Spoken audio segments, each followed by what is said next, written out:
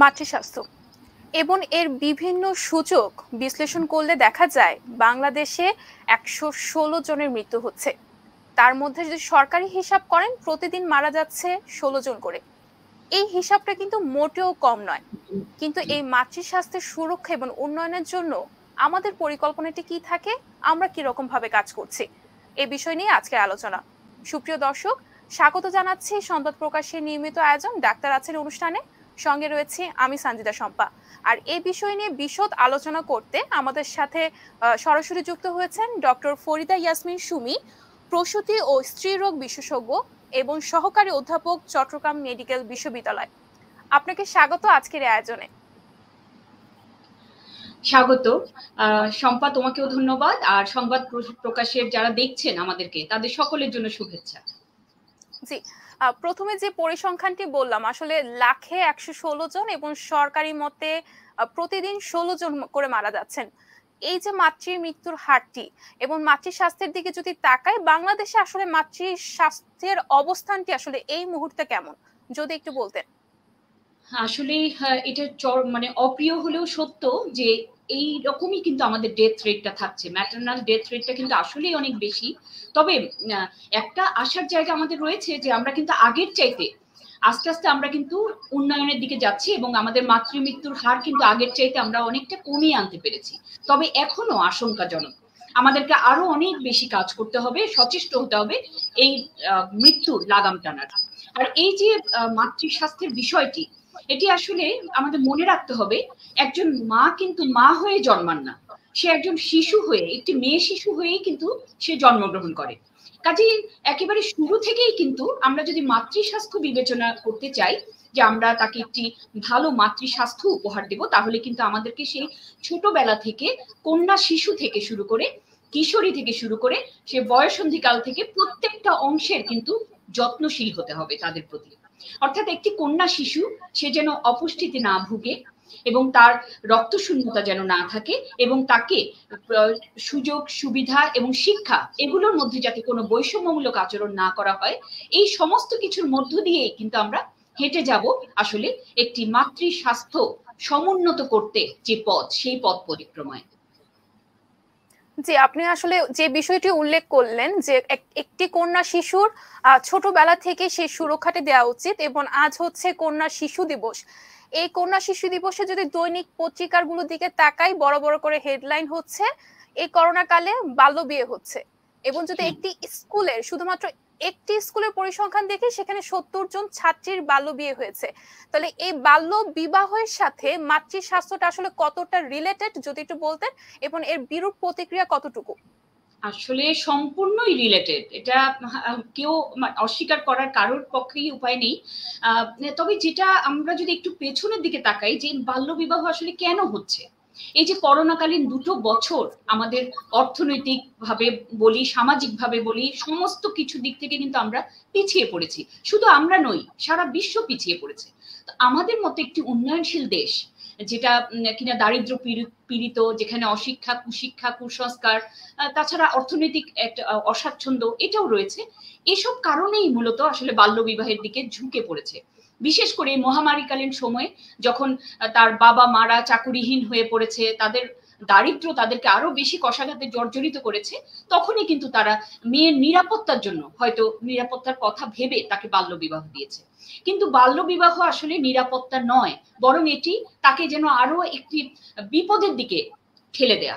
কারণ একটি বাল্য বিবাহ হওয়া মানে সে বাল্য বয়সে সে বিয়ে হচ্ছে, পরবর্তীতে সে এই কিশোরী মা হবে, এর পরবর্তীতে যে শিশুর যে যত্ন আত্তি সমস্ত কিছু দেখভাল, সেটা কিন্তু একজন এই কম বয়সী একটি মায়ের ক্ষেত্রে কখনোই সম্ভবপর হবে না।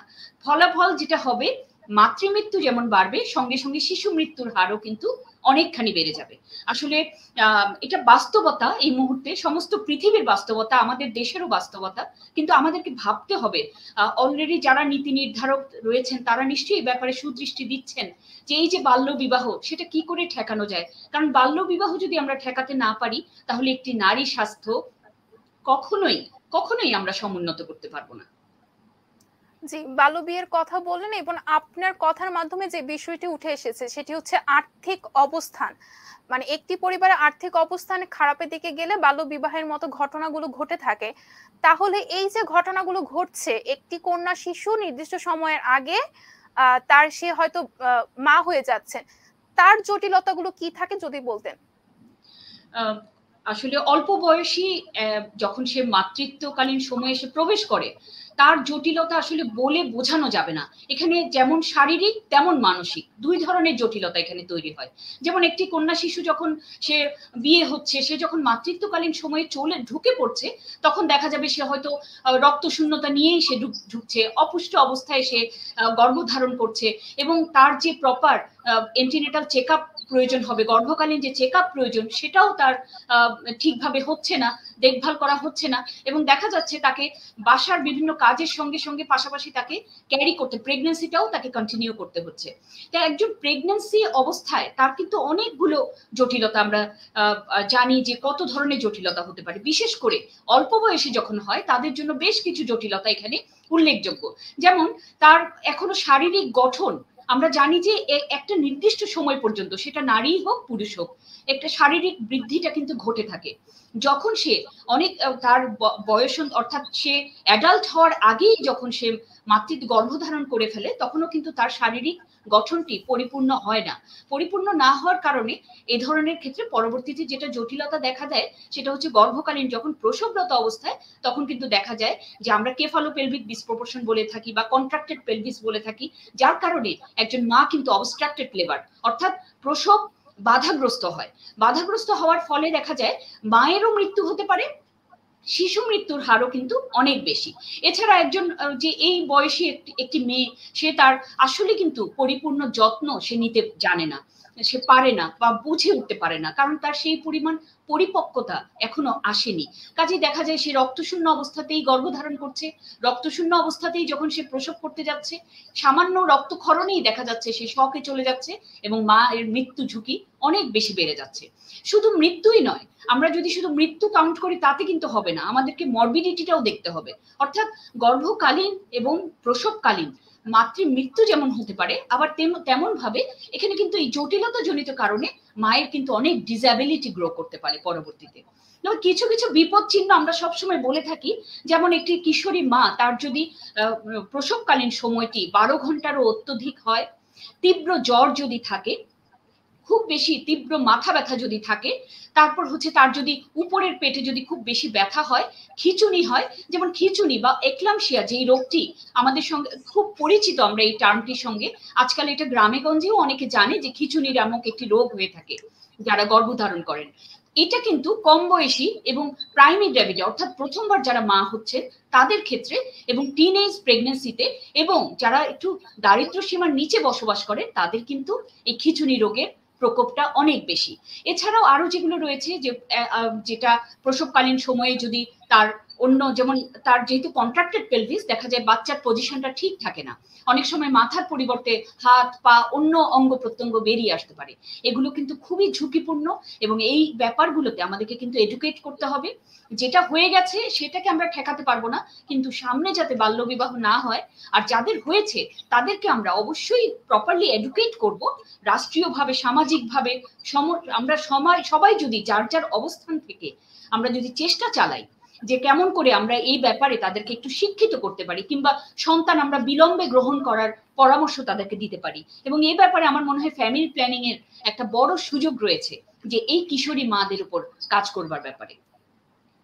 জি, সচেতনতা দুঃখিত। আপনি সচেতনতার কথা বললেন যে নিজ থেকে আসলে শিক্ষিত হতে হবে এই বিষয়টা নিয়ে। অনেক বছর একটি টাইম ফ্রেমে যদি কথা বলি, সেটি হচ্ছে পূর্বের অবস্থা কিন্তু এখন নেই। তার মানে হচ্ছে কিছু সংখ্যক মানুষ তো সচেতন হয়েছে, এবং আপনাদের কাছে যে রোগীগুলো আসেন, কম বয়সী রোগী আসেন, তাদেরকেও আমি ধরে নিলাম আপনারাও সচেতন করে থাকেন। তাহলে এই যে পর্যায়ে পর্যায়ে সচেতনতা এবং সরকারের কাছ থেকেও সচেতন করা হচ্ছে, তাহলে এই পরিস্থিতিতে এখন কেন? শুধুমাত্র কি আর্থিক অবস্থানের কারণে, নাকি এর পেছনে অন্য কোনো কারণ জড়িয়ে আছে? আচ্ছা, শুধুমাত্র বলবো না, তবে বেশ গুরুত্বপূর্ণ একটি কারণ হচ্ছে অর্থনৈতিক ব্যাপারটি। কারণ এই 2 বছর আসলে আমরা জানি প্রত্যেকটা সেক্টরে আমরা কিন্তু দারিদ্র্যের মুখোমুখি হয়েছি। আমাদের কর্মক্ষমতা কমে গেছে, কর্মসংস্থান কমে গেছে, আমাদের আর্নিং কমে গেছে। তো যেখানে উপার্জন যখন কমে যায় তখন কিন্তু সমস্ত জায়গাতেই কিন্তু একটা ধস আমরা দেখতে পাই। স্কুল কলেজ যখন বন্ধ থাকে তখন আসলে এই সন্তানদেরকে ট্যাকেল করা বা তাদেরকে পরিপূর্ণভাবে ঘরে রেখে তাদেরকে শিক্ষা দীক্ষা দেয়া, এটা কিন্তু বাবা মার জন্য অনেক ডিফিকাল্ট হয়ে যায়। কারণ আমরা জানি যে আমরা যারা চাকুরিজীবী মা বাবা থাকছি তাদের একটা নির্দিষ্ট টাইম ফ্রেম রয়েছে, এই সময়ের মধ্যে সন্তান স্কুলে যাবে। কিংবা যারা গার্মেন্টসে চাকরি করেন, আমাদের অনেক মহিলারা গার্মেন্টসে চাকরি করেন, তাদের সন্তানকে যে বস্তিতে রেখে যাবেন তিনি কিন্তু নিরাপত্তার অভাবে ভুগছেন। তো এই ব্যাপারগুলো কিন্তু আসলে একটার সঙ্গে একটা অঙ্গাঙ্গি ভাবে জড়িত। অশিক্ষা, কুশিক্ষা, কুসংস্কার সেটা রয়েছেই। তবে আমি বলতে চাইবো যে অর্থনৈতিক ব্যাপারটা কিন্তু এখানে যথেষ্ট পরিমাণে গুরুত্বপূর্ণ। জি, আপনাকে ধন্যবাদ। একটু অন্যদিকে চলে যায়, সেটি হচ্ছে মাতৃত্ব চক্র। এটি আসলে কত পর্যায়ে হয়ে থাকে এবং এর সময় আসলে আমরা যতটুকু জানি 3টি পর্যায়ে হয়ে থাকে। এই 3টি পর্যায়ের জটিলতা সম্পর্কে আপনার কাছে জানতে চাচ্ছিলাম। আচ্ছা, ধন্যবাদ।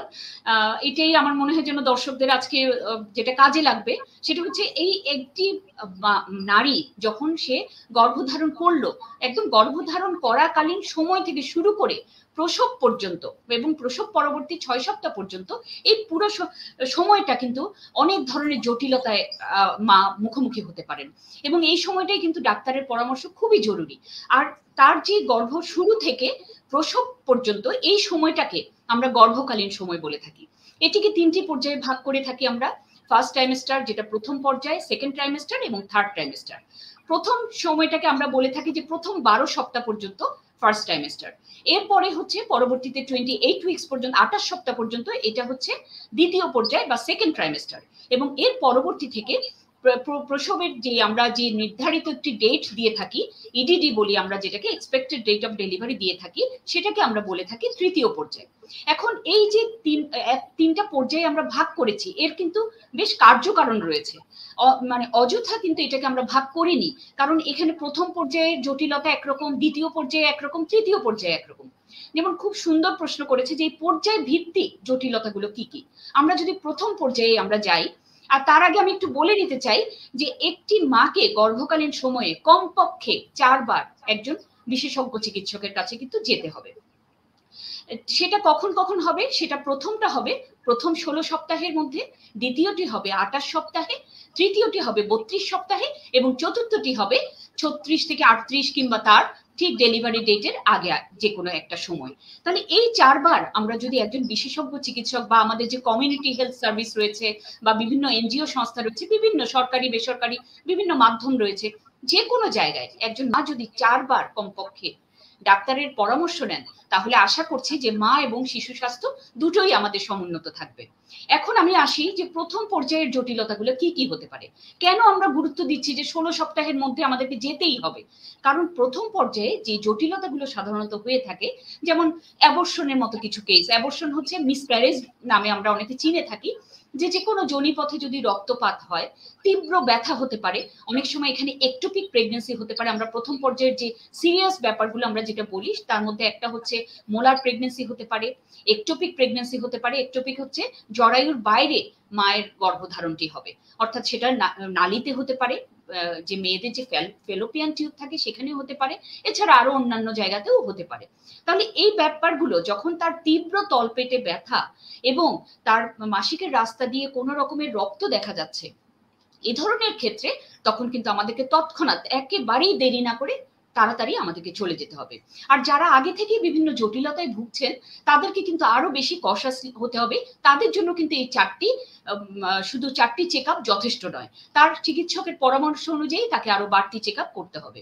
এখন আসি আমরা দ্বিতীয় পর্যায়ে আমাদের কি কি প্রবলেমগুলো হতে পারে। দ্বিতীয় পর্যায়ে যেমন আমাদের দ্বিতীয় পর্যায় থেকে শুরু হয় অ্যান্টিপার্টাম হেমোরেজ, অর্থাৎ গর্ভকালীন সময়ে রক্তপাত হতে পারে। এটা সাধারণত আমরা যেটা ফুল বলে থাকি বা প্লাসেন্টা বলে থাকি, সেটা যদি নিচের দিকে হয় তাহলে কিন্তু অনেক সময় গর্ভকালীন রক্তপাত হতে পারে। এছাড়া যেটা হতে পারে সেটা হচ্ছে এই সময় থেকে কিন্তু আরো কিছু জটিলতা যেগুলো খুব মারাত্মক, যেমন হচ্ছে প্রি এক্লামশিয়া, এক্লামশিয়া, এগুলোর শুরু কিন্তু এই সময়টাতেই হয়। এমনকি জিডিএম, যেটা জেস্টেশনাল ডায়াবেটিস মেলাইটাস বলি আমরা, অর্থাৎ গর্ভকালীন যে এক ধরনের ব্লাড সুগার জটিলতা তৈরি হয়, রক্তে যে সুগার বেড়ে যায়, সেটাও কিন্তু এই সময় থেকেই আমাদের নির্ণয় করতে হয় এই সময়টাতে। এই জন্যই আমাদের কিছু পরীক্ষা নিরীক্ষা কিন্তু খুবই প্রয়োজন।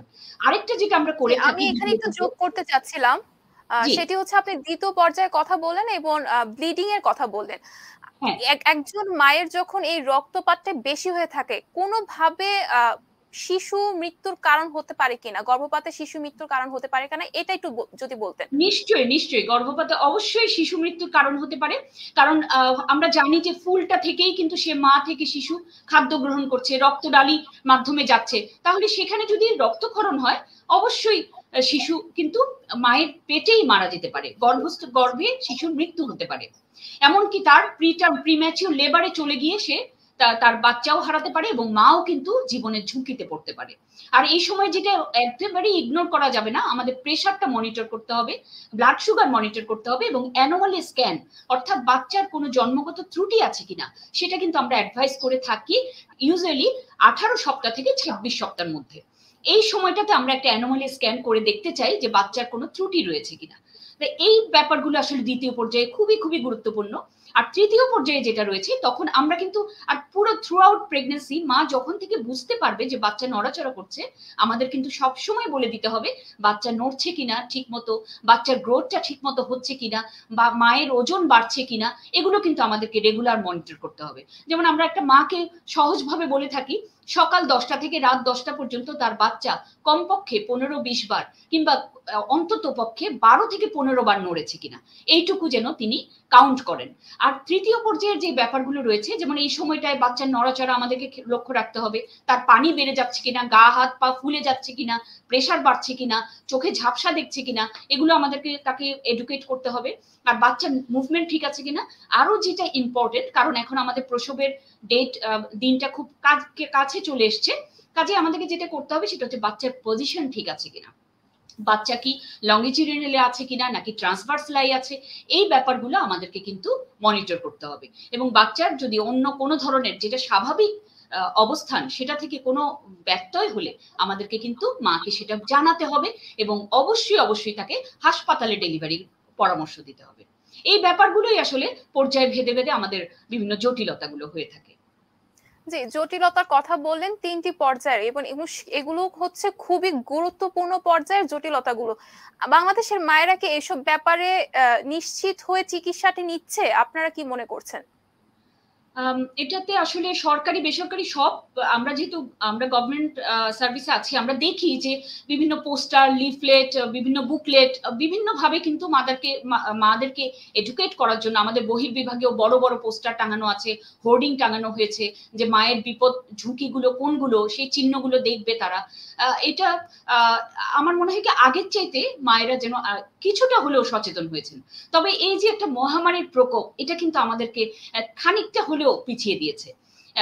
এখন এটাতে করণীয় কিছু নেই আমাদের, কারণ আমরা কিছু মাকে আমরা মিস করেছি, যারা প্রথমবারের মতো মা হয়েছেন, তারা হয়তো মহামারীকালীন সময়ে আমাদের দ্বারস্থ হতে পারেননি, কোনো হাসপাতালে আসতে পারেননি, লকডাউন ছিল, নানা কারণে। তাহলে এই যে আমি মাদেরকে, এই যে এত সংখ্যক মাকে আমি মিস করলাম, এই তারা কিন্তু নিজেরাও এডুকেটেড হলেন না, শিক্ষিত হলেন না, তারা কিন্তু তার মেয়েকেও শিক্ষা দিতে পারবেন না, তার বোনকেও শিক্ষা দিতে পারবেন না, প্রতিবেশীকেও দিতে পারবেন না।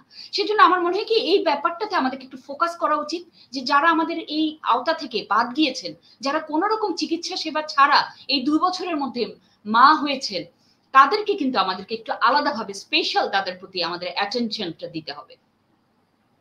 জি, আমি যদি আরেকটু জানতে চাই, সেটি হচ্ছে আপনার কাছে যে রেগুলার পেশেন্টরা আসে, রোগীরা আসে, মারা আসে, তারা কি এই যে বললেন যে প্রথম পর্যায়ে 4 বার করে ডাক্তার দেখাতে হয় যদি জটিলতা থাকে, এই বিষয়টি তারা ঠিকভাবে মেনে চলছেন কিনা, অথবা পুরো গর্ভকালীন সময়ে আপনাদের পরামর্শ নেবার জন্য রেগুলার চেকআপের জন্য তারা আপনাদের কাছে আসছেন কিনা?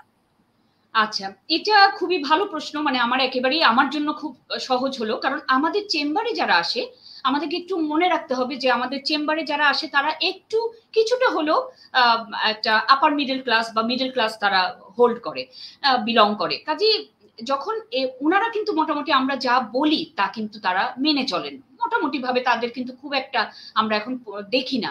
আগে যেমন আমাদের অনেক সময় শাশুড়ির কাছ থেকে বাধা আসতো, ননস, ননদ, ভাবি বিভিন্ন জনের কাছ থেকে বাধা আসতো, অর্থাৎ পরিবারের মেম্বার সদস্য থেকে। এখন কিন্তু আমার মনে হয় যেন আমরা কিছুটা পরিবর্তন কিন্তু আমরা লক্ষ্য করি। অনেকটাই একেবারে যে কাজ আমাদের কাজ যে ব্যর্থ হয়েছে তা কিন্তু না। টেলিভিশন, রেডিও, পত্রপত্রিকা, আপনারা আছেন বিভিন্ন মাধ্যমগুলো, এই যে আপনারা প্রতিনিয়ত যে আমাদের ডাক্তার আছেন নামে একটি অনুষ্ঠান করে যাচ্ছেন, এর মাধ্যমে মানুষকে যে বার্তাগুলো পৌঁছে দিচ্ছেন, আমার মনে হয় না এগুলো সব মানে ফেলনা যাচ্ছে। এটাতে অবশ্যই কাজ হচ্ছে এবং রোগীরা কিন্তু আসলেই ঠিক মতো আসছে। আরেকটি ব্যাপার এখানে আমি আসলে উল্লেখ করতে চাই যে এই যে টিটেনাস ইমিউনাইজেশন, যেটা আমার বলা হয়নি, এটা কিন্তু খুবই একটি ইম্পর্টেন্ট একটি ব্যাপার। সেটা হচ্ছে সবাইকে কিন্তু টিটেনাসের ভ্যাকসিন নিতে হবে, অর্থাৎ ধনুষ্টঙ্কার প্রতিরোধক টিকাটি কিন্তু নিতে হবে। আরেকটি কথা যেটা হচ্ছে আমাদের দেশের মেয়েরা কিন্তু প্রচুর পরিমাণে রক্ত শূন্যতায় ভুগে থাকে। এই ব্যাপারটাতে কিন্তু আমাদেরকে খুবই নজরদারি করতে হবে। আর যেটা কথা আমাদেরকে খুব বেশি বেশি, যেমন এখন করোনা আমাদেরকে শিখিয়ে দিয়েছে আমরা যে কোনো সময় একটা হেলথ হ্যাজার্ডে কিন্তু পড়তে পারি, আমাদের লকডাউন থাকতে পারে, আমি কিন্তু হাসপাতালে রিচ নাও করতে পারি। সেজন্য আমার মনে হয় যেন উপজেলা, থানা, বিভিন্ন লেভেলে আমরা FWV, যেটা family visitor, family welfare visitor, আমরা এটা সরকারের অলরেডি এই ধরনের কার্যক্রম চালু রয়েছে। এই ব্যাপারগুলো যদি আমরা করি, যে আমরা যদি কিছু ট্রেন্ড দায় তৈরি করি, তাহলে কিন্তু আমাদের সব সময় সবাইকে হাসপাতালমুখী হতে হবে তা না। তারা কিন্তু একটি নিরাপদ প্রসবের অন্তত নিশ্চয়তা পাবেন, সেটা বাড়িতেই হোক কিংবা তার আশেপাশের কোনো হেলথ কমপ্লেক্সেই হোক। জি, এই বিষয়টি আসলে জানা খুবই জরুরি ছিল যে বাড়িতে আসলে কিভাবে নিজেকে সুরক্ষা রাখা যায়। আপনি টিটেনাসের কথা বললেন। এই টিটেনাসের বিষয়টি জানতে চাবো, যদি একজন মা টিটেনাসের টিকাটি না নিয়ে থাকেন, ভ্যাকসিনটি না নিয়ে থাকেন, তার জটিলতাটা কি, এবং মা হবার আগে যদি কোনো বিবাহিত নারীর কোনো জটিলতা থাকে, এই জটিলতাগুলো কি আসলে, যেটা আমাকে মাতৃ মৃত্যুর দিকে ধাবিত করে? এই দুটি বিষয় একটু জানতে চাচ্ছিলাম। হ্যাঁ, প্রথমে হচ্ছে যেটা ধনুষ্টঙ্কারের টিকা, যেটা টিটেনাস নামেই আমাদের এখানে টিটেনাসের টিকা নামেই খুব পরিচিত। আমরা কিন্তু যেটা গ্রাম থেকে যে নারীরা আসেন, আমরা কিন্তু ম্যাক্সিমাম পাই যে তাদের 5 ডোজ টিকা কিন্তু তারা কমপ্লিট করেই থাকেন। মানে এটা আমার কাছে খুবই একটা কি বলবো আশার জায়গা। আমার ভালো লাগে শুনতে যে তারা বলে যে আমার কিন্তু 5 ডোজ টিকা কমপ্লিট। কাজেই যদি কেউ 5টি ডোজ নিয়ে থাকেন তাহলে কিন্তু আর তিনি আর পরবর্তী গর্ভকালীন সময়ে টিকা না নিলেও চলছে, সে কিন্তু ইমিউনাইজড বলে আমরা বলে থাকি। যদি কারো না নেওয়া থাকে তখন তাদেরকে আমরা অ্যাডভাইস করি একটি 6 উইকসে, একটি 7 উইকসে নেওয়ার জন্য। এবং এটা মোটামুটি কেউই খুব একটা মানে মেনে চলেন, খুব একটা সেটা যে বরখেলাপ করেন তা নয়। আর যেটা হচ্ছে ওরা কিন্তু টিকা কার্ডটাও খুব যত্ন করে রাখেন, সেটাও আমার খুব ভালো লাগে। এগুলো আসলে এগুলো আমাদের অ্যাচিভমেন্ট, যে আমরা যে কিছু কিছু করে বিভিন্ন সেক্টরে সেক্টরে কাজ করছি, সেগুলোর অ্যাচিভমেন্ট কিন্তু এটাই। যখন দেখি যে সে ব্যাগ থেকে তার কার্ডটা বের করছে যে দেখেন ম্যাডাম আমার এখানে 5 ডোজ টিকা দেয়া আছে, তার মানে সে খুব সচেতন এবং সেটা সে যত্ন করে রেখেছে। আরেকটা যেটা বললেন যে এই যে আগে থেকে যদি জটিলতা থাকে, একটা সাধারণ যার কোনো জটিলতা নেই, যে স্বাভাবিকভাবে গর্ভ ধারণ করেছে এবং তার গর্ভকালীন সময়ে সে মিনিমাম 4টি, এটা আমাদের WHO এর গাইডলাইন, বিশ্ব স্বাস্থ্য সংস্থা এটা গাইডলাইন করে দিয়েছে যে মিনিমাম 4টি চেক আপ তাকে যেতেই হবে। কিন্তু কিছু কিছু ব্যাপারে আমরা বলে থাকি, কারো যদি পারিবারিক ইতিহাস থাকে, যেমন কারো পরিবারে বাবা মা ভাই বোন বা তার ফার্স্ট ডিগ্রি রিলেটিভদের তার ডায়াবেটিস রয়েছে, উচ্চ রক্তচাপের হিস্ট্রি রয়েছে, কিংবা কোনো নারীর আগে কোনো কনজেনিটাল অ্যানোমালি নিয়ে বাচ্চা প্রসব করার হিস্ট্রি রয়েছে, বাচ্চার কোনো হার্টের দোষ ছিল, তার কোনো ভালভে ছিদ্র ছিল, কিংবা এই ধরনের যে কোনো কিছু, যে কোনো ধরনের বাচ্চার জন্মগত ত্রুটি যদি কারো থেকে থাকে, তখন কিন্তু তাকে এই আওতায় ফেললে আমাদের হবে না। কিংবা তার আগে যদি এক্লামশিয়ার হিস্ট্রি থাকে, কিংবা তার যদি আগে জিডিএম এর হিস্ট্রি থাকে, কিংবা মা যদি জিডিএম এক্লামশিয়া না হোক, সে যদি অলরেডি ব্লাড প্রেশারের উচ্চ রক্তচাপের ওষুধ খেয়ে যাচ্ছেন, ডায়াবেটিসের জন্য অলরেডি তিনি ওষুধ খেয়ে যাচ্ছেন, যেমন তাকে কিন্তু ওষুধ পরিবর্তন করে আমাদেরকে ইনসুলিনে চলে যেতে হবে। এবং আমার হাইপারটেনশনের জন্য, উচ্চ রক্তচাপের জন্য যে ওষুধটি তিনি খাচ্ছেন, সেটি বদলে দিয়ে আমার গর্ভ অবস্থায় যেটি নিরাপদ সে ধরনের উচ্চ রক্তচাপের ওষুধ তাকে প্রেসক্রাইব করতে হবে।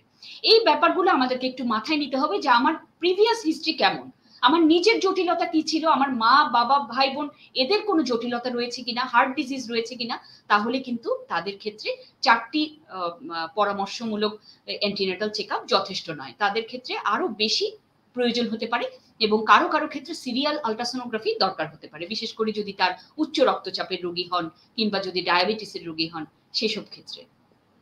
জি, আমরা অনুষ্ঠানের একদম শেষ দিকে চলে এসেছি। শেষবারের মতো আপনার কাছে যে বিষয়টি জানতে চাচ্ছি সেটি হচ্ছে একজন গর্ভবতী মায়ের জন্য আপনার পরামর্শটা কি হবে এবং মাতৃ স্বাস্থ্য সুরক্ষা এবং উন্নয়নের ভাবনাটি আপনি কিভাবে ভাবছেন?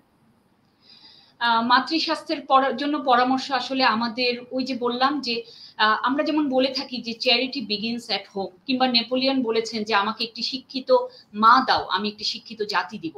এই দুটোর সমন্বয় যদি আমরা করি তাহলে আমাদেরকে ওই যে কন্যা শিশু থেকে, আজকে কন্যা শিশু দিবস, খুব সুন্দর একটি দিনে আমরা আর এর একটা ব্যাপার, এই ধরনের একটা জরুরি বিষয় নিয়ে কথা বলছি। কন্যা শিশুরা যেন নিরাপদ হয়, তাদের তাদের পারিপার্শ্বিকতা, তাদের অবস্থান যেন নিরাপদ হয়, তার পুষ্টি নিশ্চিত করতে হবে, তার রক্ত শূন্যতা যেন না হয় সেদিকে লক্ষ্য রাখতে হবে এবং তার প্রতি বৈষম্যমূলক আচরণ করা যাবে না, তাকে শিক্ষার পরিপূর্ণ সুযোগ দিতে হবে, তাকে মেধা বিকাশের সুযোগ করে দিতে হবে। এটা কিন্তু আমাদের নৈতিক দায়িত্ব, আমরা যে যে যার যার অবস্থান থেকেই এই কাজগুলো করব। আর যেটা সুরক্ষার জন্য যে ব্যাপারটা বলবো, যারা অলরেডি বিবাহিত হয়ে গেছেন তাদের ক্ষেত্রে আমি বলবো যে এখানে পরিবার পরিকল্পনা একটি গুরুত্বপূর্ণ ভূমিকা রয়েছে। আপনি প্ল্যানিং করুন। মানে আমরা এখন এমন একটা সিচুয়েশনের মধ্যে যাচ্ছি, করোনা আমাদেরকে, কোভিড-19 আমাদেরকে অনেক খারাপ পরিস্থিতি দেখিয়েছে, সারা বিশ্ব জুড়ে আমরা দেখেছি, হাহাকার করেছে মানুষ, মৃত্যু হয়েছে মানুষের। আমাদেরকে অপরিকল্পিতভাবে চলা চলবে না, আমাদেরকে অবশ্যই পরিকল্পনা করে নিতে হবে। আপনি মনে রাখবেন, আপনি যদি 5টি সন্তান জন্ম দেন, তাদেরকে আপনি যতটা দেখভাল বা যত্ন করতে পারবেন, শিক্ষা দিতে পারবেন, আপনি 5 জনের জায়গায় যদি 2 জন সন্তান নিন তাহলে কিন্তু তাদের প্রতি অনেক বেশি আপনি কেয়ারিং হতে পারবেন। আপনার এখানে অর্থনৈতিক ব্যাপারটাও এখানে জড়িত। আমাদেরকে পরিবার পরিকল্পনার উপর কিন্তু গুরুত্ব দিতে হবে, এটা সমস্ত লেভেলে। আর যেটা কথা সেটা হচ্ছে পুষ্টির নিশ্চয়তার কথাটা বললাম, আমাদেরকে সঠিক ইমিউনাইজেশনের ব্যাপারটা দেখতে হবে, দ্যাট ইজ ভ্যাকসিনেশনের আওতায় আনতে হবে এবং প্রত্যেকটি নারীকে, এখন সামনে যেটা আমাদের স্কুল কলেজ সব খুলে যাচ্ছে, আমাদেরকে নারী শিশুরা যেন, কন্যা শিশুরা যেন ঠিকভাবে ভ্যাকসিনটা পায় সেই নিশ্চয়তাটুকু আমাদেরকে সবাইকে মিলে এই ব্যাপারে কাজ করতে হবে। আর যদি একজন কন্যা শিশুর পরিপূর্ণ পুষ্টি যদি তার বহাল থাকে এবং সে পরিবারে যদি যত্ন পায়, ঠিকভাবে মেধা বিকাশের সুযোগ পায়, আমার মনে হয় না যে কোনো নারী কোনো পুরুষের চাইতে কোনো অংশে পিছিয়ে থাকবে কিংবা কম কিছু করতে পারবে। তারা অনেক কিছু করছেন অলরেডি। আমাদের প্রধানমন্ত্রী, মাননীয় প্রধানমন্ত্রী নিজেও একজন নারী, কাজেই আমার মনে হয় না যে আমরা কোনো দিকে পিছিয়ে থাকবো। আর আমরা শুধু যদি পুষ্টি, যত্ন আর বৈষম্যমূলক আচরণ থেকে নিজেদেরকে সরিয়ে রাখতে পারি। জি, এবারের কন্যা দিবসে আসলে লক্ষ্যটাই এটি, আমরা আসলে বৈষম্য নিয়ে থাকবো না, সমতার দিকে ফিরে যাব, কন্যাদের দিকে আমরা খেয়াল রাখবো, নজর রাখবো। ডক্টর ফরিদা ইয়াসমিন সুমি, আপনাকে অসংখ্য ধন্যবাদ আজকের আয়োজনে যুক্ত হবার জন্য। অনেক ধন্যবাদ তোমাকেও, আর সংবাদ প্রকাশকে অনেক ধন্যবাদ এত সুন্দর চমৎকার একটি অনুষ্ঠানে আমার সঙ্গে কথা বলবার সুযোগ দেওয়ার জন্য, আর আমাদের দর্শকদের জন্য অনেক অনেক শুভেচ্ছা। জি দর্শক, এই ছিল আজকের আয়োজন। আজ বিশ্ব কন্যা শিশু দিবস। এই কন্যা শিশু দিবসে আপনার কন্যাটি সুস্থ আছে কিনা সেদিকে খেয়াল রাখুন, কারণ আপনার কন্যা আপনার পরবর্তী প্রজন্মের জন্য তৈরি হতে হবে। সেই কন্যাটিকে চারিদিক থেকে খেয়াল রাখার দায়িত্ব কিন্তু আপনারই। আর মাতৃস্বাস্থ্যের দিকে সুরক্ষা এবং উন্নয়নের গতিধারা যেন বজায় থাকে সেদিকেও নজর রাখতে হবে। ধন্যবাদ সকলকে।